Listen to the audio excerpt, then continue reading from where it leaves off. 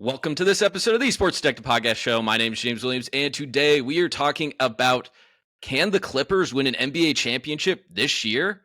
Today we are talking to William Updike, who is one of the hosts of the Clips and Dip podcast covering the Los Angeles Clippers. And heading into the playoffs this year, the Clippers, one of the hottest teams in the NBA, have had the best offensive defense since early March, winning 18 out of their last 21 games. William, how hyped up are you now for the playoffs? This has to be one of the most hyped up Clippers playoff runs that you could be prepared for, just probably your time covering the team, right? Yeah, it's unreal, man. Coming into this season, I don't think obviously the expectations for this team were super, super low. So that makes it even more special. But the way that they finished out March and April has me on a different level of high. Because even when this team, like in the 2-1-3 era with Kawhi and Paul George, they'd sometimes peter out around the end of seasons. You know, they'd go through their own things. But this team all year has, I mean, they definitely overachieved, but it feels great. And that, you know, that win over the Warriors, like the last couple of games, I know it's cliche to say, but they were like playoff games, and they executed really well. So I'm feeling overly confident. I'm feeling overly good about this team right now. Well, I think the biggest difference between this Clippers team and any other Kawhi team that we've really seen over the last like 5-6 years since ever he joined the Clippers, at this team's just better built. It's like more of like a team. Like when you had the Paul George Kawhi, it was just a lot of like kind of hero ball. That was kind of like the biggest addition of bringing in Harden, is that it's like Kawhi's playing with the point guard for the first time since he was like on the Raptors or the Spurs, and then Harden's carrying this regular season load. You're having guys like Zubac emerge. You're having Chris Dunn be this like perimeter defensive ace. Norman Powell's been amazing all year. Like this is just like, I feel like they have a real shot to like beat the Nuggets, because the Nuggets are kind of like in disarray. I think they're a really good matchup for them. And then I think they could even give Oklahoma City a good run for their money. Yeah, I mean, that's going to be the real challenge. Well, I don't want to look too far past this Denver thing. Let's just get out of this first, because I think going up against like the best player in basketball right now is not going to be easy. But I really do like the construction of this team. And I was one of the guys who thought, you know, this Kawhi and Paul George pairing could work, and could even work without like a real prototypical kind of point guard. That was never really the case. And as soon as Harden was added to the squad, I mean, it was immediately apparent that that's what they needed. And I think there's been a little bit of a shift from this sort of idea of like the 5-out kind of like a bunch of wings that are like super versatile, to, at least for the Clippers, it's a lot more positionally based. It's a lot more, you know, like prototypical 1 through 5. While they are a little smaller, it's a lot more like of a prototypical setup than like the wing stop era that we were sort of trying to do early in the Kawhi years. Well, the league's definitely changed over the last few years, and that's kind of the thing that you notice when this Clippers team is all healthy and they're all together, is this offensively, there's just a lot of different ways that they could attack you. They can hit you with a pick and roll. Harden can do his Harden stuff. They can have Zubac get in the pick and roll post. You could have Kawhi do his whole thing. You obviously have Norman Powell, ultimate heat check guy. But I do want to start here with like the Denver series, though. You seemed a little bit nervous. I understand you're going into a series against Nikola Jokic, the best player on the world, who's playing the best basketball of his entire life right now. What are your biggest concerns in a 7-game series against Denver right now? I mean, so it's interesting with the coaching change. I do think that they have a sort of advantage. I mean, it could be a disadvantage, and they haven't gotten to do a lot of runtime with some different rotations. But at the same time, we don't have the film on some of how the rotations could kind of change. Like, we know the players, we have film on Denver, obviously, but things on the margins could kind of change. And I do think if you're looking at a point of weakness, I mean, for both teams, but something I am worried about on this Clippers team is especially the bench, with depending on Nico's health, it looks like he might be good to go. But I mean, I just defending Jokic for, 7 games is a tall order, and Ivica Zubac has done it very well, as about as well as you can do it in those situations. And I think that they'll probably opt for I think that they'll probably opt for a strategy where they're going to try to put Jamal Murray in hell early. I think that Chris Dunn, if he stays out of foul trouble, is going to be really, really good for that. And sort of limit limit how Jokic can kind of facilitate to everybody else. They'll he's probably going to put up numbers. They're going to contest it well, but they're going to sort of make him do everything on the offensive end, and then do their best to put him in a blender and target him on the other side of the floor. I think probably the best strategy for the Clippers would be um like limit them as much as you can defensively, but just don't get out of rhythm offensively, because I just like personnel wise for Denver, they just don't have like good defensive personnel. It's kind of just like Aaron Gordon and that's it. Who And has guarded Kawhi really well. yes, yes, and that was kind of like the biggest reason why Denver originally wanted to get Aaron Gordon when the Clippers were like, really on their come up, and you were worried about, prime Kawhi in the early 2020s. But I just think that like if you look at some of like the defensive numbers of Denver this year, like Jokic's rim protect, like he was never like bad Yeah, as like a rim protector, but he's gotten a lot worse this year because he's just exerting so much offensively. And then it's like I do think the perimeter defense has gotten a little worse without KCP. Murray's been up and down this year. You got Russell Westbrook, who like, there's the pluses and minuses with Russell Westbrook. And I do think too, I think if he's going to be playing crunch time, I think that is kind of like maybe it's not the best thing for you guys, but it's like, you're just going to be daring him to shoot the entire time. Cause it's what Westbrook almost reminds me like I have a young dog right now.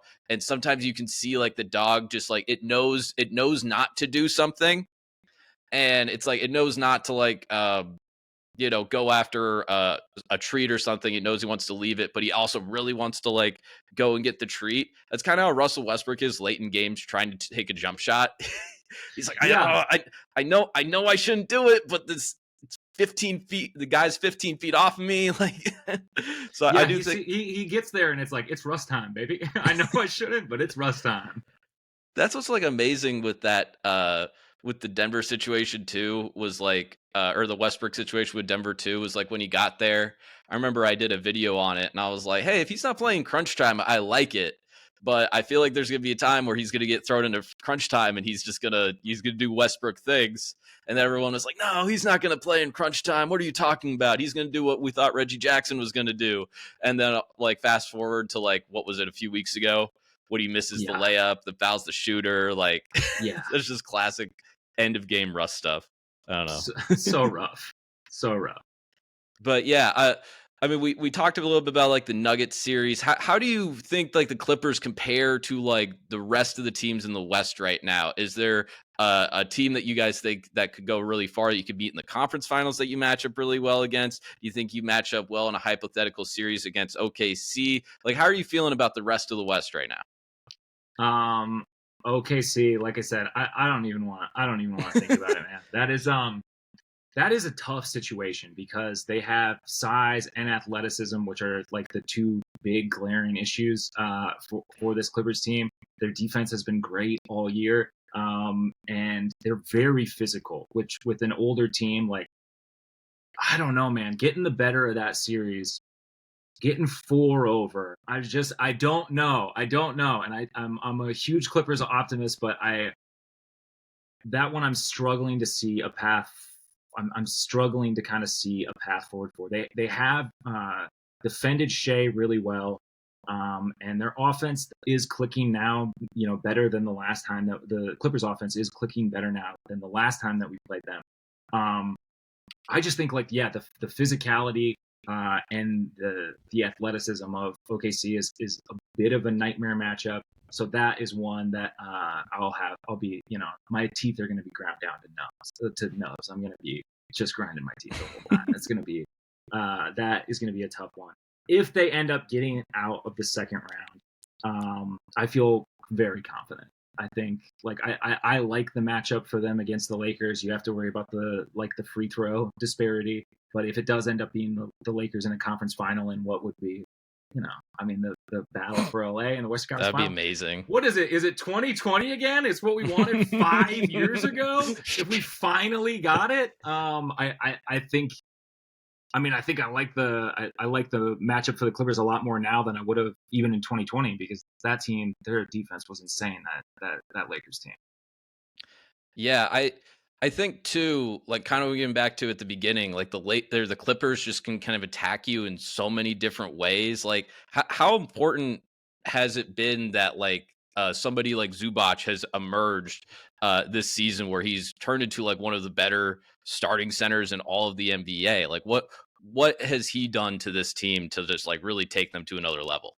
Well, Norm Powell made a comment that he kind of got some heat for at the beginning of the season. It was a reference to the Paul George trade, and he said addition by subtraction.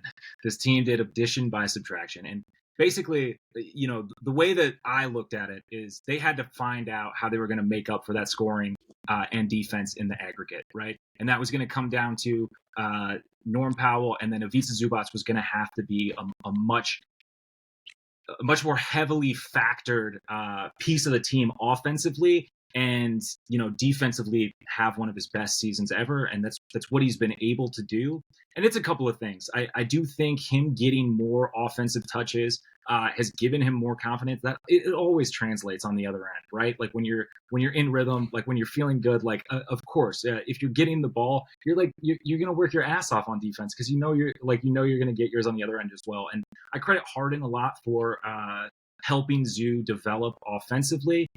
You know, that they've worked really well together to figure out places, you know, where he can get Zoo the ball. And Zoo has had a nice touch. Like he's got some nice little hook shots. He's got kind of a little arsenal that he's like slowly but surely been building on this skill set from. And it has been, you know, just a question of when would he be featured enough? When would he get enough touches? When would he get enough time? And this year actually provided the perfect opportunity. And I think a lot of people within the Clippers community were surprised that the Clippers didn't maybe go a little bit bigger, maybe didn't try to go a little bit more all in on you know, a Levine or adding some sort of Oh talent. God, But really? yeah, people, I'm telling you, people were disappointed. People were disappointed that we didn't keep KPJ and give him a bigger role. But if you look at what Zoo like was doing and the way that he was trending, like it's clear that for this iteration of the team, you have about as much as you can hope to have. You know what I mean? Like it's not like a fantasy roster necessarily, but like you know, you are maximizing the pieces of this, and Zubac is, you know, is a huge piece of that. He's the anchor on the defense, and I do think like offensively, what he's going to be able to do is going to it makes everything easier because we know late in game it's going to slow down. It's going to be iso ball. It's going to be your turn, my turn. With Harden and Kawhi, and they're going to mismatch the Hunt, and you know, you're just going to hope that the shots go down. But to keep them at peak and to get easy buckets throughout, you know, the rest of the minutes, Ivica Zubac is going to be huge for that. And you see teams now they have a completely different approach from him. In that Golden State game, he was getting doubled. Like you know, you're seeing Hmm. Ivica Zubac getting doubled now, which is not something I would have even thought a season ago. His passing has gotten much better. And so it just helps. He's just like the fulcrum that has really helped everything kind of work around. He's still a young guy too. He's like 27 years old. Like I think sometimes we forget that because he's just been around for so long, and he's kind of looked the same too. He always has like the same haircut, the same facial hair, but he's still a young guy. He's going to be a candidate for most improved player this year, and he's like again will be very important in every series the Clippers play in this year's playoffs. And James Harden, a guy that I like you said has really helped his development. I think James. I'm starting to come around on James Harden a little bit here. I can't believe I'm doing it, and it's not even just all of the stuff like with this season too. I was going back and looking through a lot of Houston stuff recently, and I was like, dang, like maybe I didn't appreciate this enough in the moment. Then you think about how kind of ugly it would be at times to watch, and kind of how shameless he would be with like getting fouls, just the step back and all of that stuff. But like, what has it been like just rooting and covering James Harden over the past year and a half? And what are some things that you've probably learned about him, his approach to the game that you didn't know before you started, you know, covering more closely? Yeah, I mean, this is probably this. I don't know if this is a hot take, but I was a huge fan of Harden on the Rockets. I loved those iterations of the team with him and Chris Paul. Even though we lost Chris Paul from the Clippers for that to happen, but and it's undeniable, the way he plays and the foul merchanting and the step back has completely changed the way that guards play offense in this league. And every stop that he's had since then has been a little bit more difficult and a little harder for me to like justify a fandom of him, to be perfectly honest. And I do think so much of that it definitely got perpetrated in the media, with remember like the fat Harden watch and like there's been a lot of stuff Oh, where I remember. yeah, for whatever reason, he kind of became like an easy target. There's an iconic Reddit thread about his performance in cities that have good strip clubs. Like if there's a night off in a city with a good strip club, he's historically performed worse than in other cities. Loves Like it's tequila, man. there's a lot of stuff going on there. But I think the thing that actually surprised me the most is because you hear the comments and like his whole thing is like Uno, it's become his whole brand. You heard comments coming into the season where he talks about himself as the system. And I think though what surprised me honestly since he got to the team though is I don't know if you can call it completely selfless, but he is really a team player and he is really interested in sort of like fostering the talent around him and having an open line of communication with these other players. As soon as he got to the Clippers, he started having after practice sessions with every center on the roster, with any of the guards who wanted to participate, just so they could work on pick and roll things. They could work on communication, where guys like to receive the ball, like where in the shooting pocket they want it, so they feel the most comfortable. Like I was stunned to learn that right away, that he, like a guy at this phase of his career who's already done what he's done, and who he is as a player, is still trying to like make these things work and figure out things for his teammates. And he's talked this year about how he feels more ready to sacrifice than he has in other years. And of course, we always hear those things in the locker room. It's sort of it's sort of player speak, but the dedication that he has put in these last two seasons, I don't think he gets enough credit for that. I mean, he refuses to sit on back to backs. And when you have a team that has Kawhi Leonard as great as he can be at his peaks, that you're going to need somebody else to carry that load. And he has done it, and it hasn't been a source of contention like it was in locker rooms in previous Clipper years. And it's just his work ethic I don't think is talked about enough. Like it is impressive. I think he has like a connotation for being sort of lazy or something, and I don't think that could be further from the truth. So that was illuminating for me. Yeah, I think too when you look back at all of the past situations that he's had, even going back to his last year at Houston, like there was kind of like good reasons for him to leave all of the situations. Now, did he handle it the best way? No. Fattening himself out of like three straight different situations, but in each situation, like Houston wasn't competing anymore. Brooklyn, like that was the thing too when you really kind of learn more about the Brooklyn situation, like what you're talking about, you're basically just talking about his leadership since he's gotten to the Clippers. That was the thing that he was doing in Brooklyn too. And then Kyrie really wasn't listening to his leadership. So he's like, all right, deuces, I'm out of here. Philly, they just didn't want to pay him a year later though, or 17 months later since he's been traded. Like it's actually probably like the best thing for him that he got out of that situation, for at least for like competing basketball wise, which is He kind w- of go he ahead. was never gonna work with Doc Rivers as a coach either. Like that's a terrible pairing. Or Nick Nurse. Yeah, like it just doesn't like it doesn't really make sense. And 76ers have their own injury issues in the playoffs that was going to put a ceiling on that. But I do believe that, yeah, I do believe that the way that he went about it wasn't right, but that those moves do feel pretty justified in hindsight. Um, like, yeah, I mean, basically exactly what you said. The Houston thing that had run its course, and he could Hmm. have honestly, like, if he was kind of like the player that people talk about him being, why wouldn't he just stay there and continue to put up numbers? You know what I mean? He could cash checks. he would have made like $200 million more over the course of his career if he had just signed on to whatever max he was offered at whatever time. But I do think the guy like does have a maniacal drive towards winning, and I do think that it is manifesting in his leadership now a little bit more. At least we're seeing it a little bit more. Well, also in theory, the thing that always kind of held his teams back in the playoffs is that, I mean, all the stuff with his style being kind of redundant to the postseason, because you're seeing guys for 7 straight games. They know how to game plan you. They know how to defend you. You can't get away with some of those tricks, let's say, that are something that you can do, like if you're just seeing someone on a random Tuesday night. And also, too, it's like all of the scoring onus really isn't on him anymore in this situation. Like you have Zubac, obviously, Norm Powell, and most importantly, Kawhi Leonard too. And I even think Harden too. Like he was amazing in that Warriors game on Sunday. He And was even the offense in overtime. Every point but one was James Harden. Yeah, and even if you go back to his last year in Philly, he like single-handedly won them 2 of those playoff games against Boston.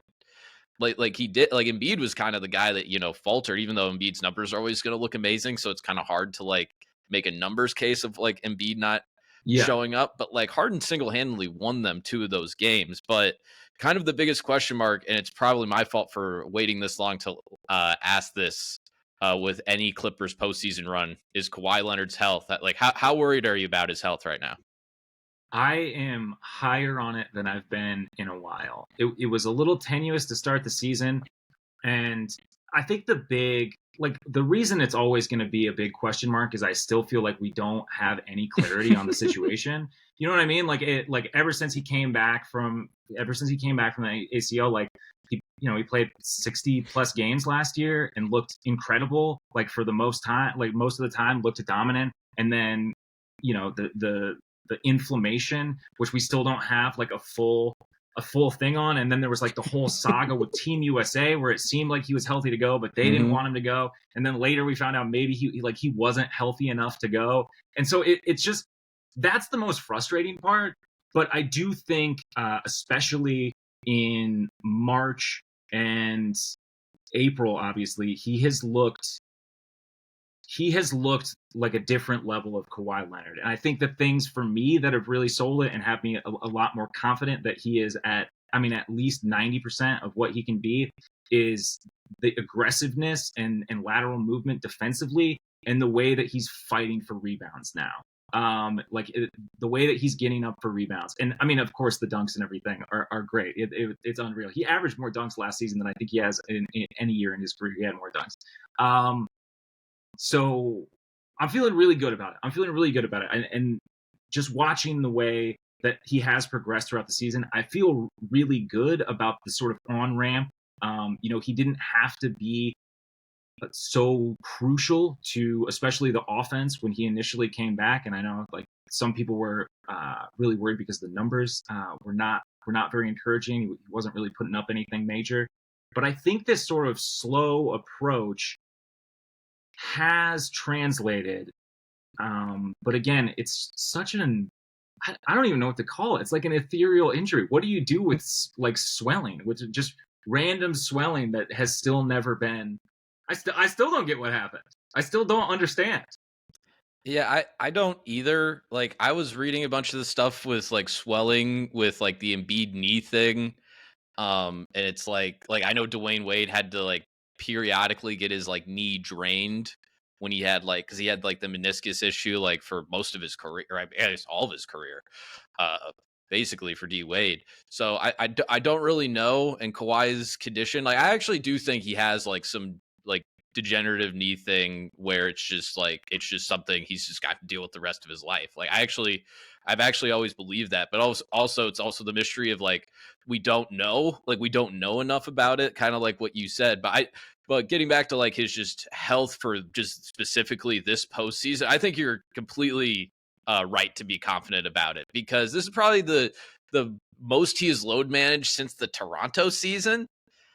And you're just watching him like the last month or so, if he keeps playing like this on this level, he's like you can't name 5 guys that are scarier in a playoff series to go up against somebody like that. That is just can guard your best player on the other side, can create offense, can always get into rhythm and like find his own shot.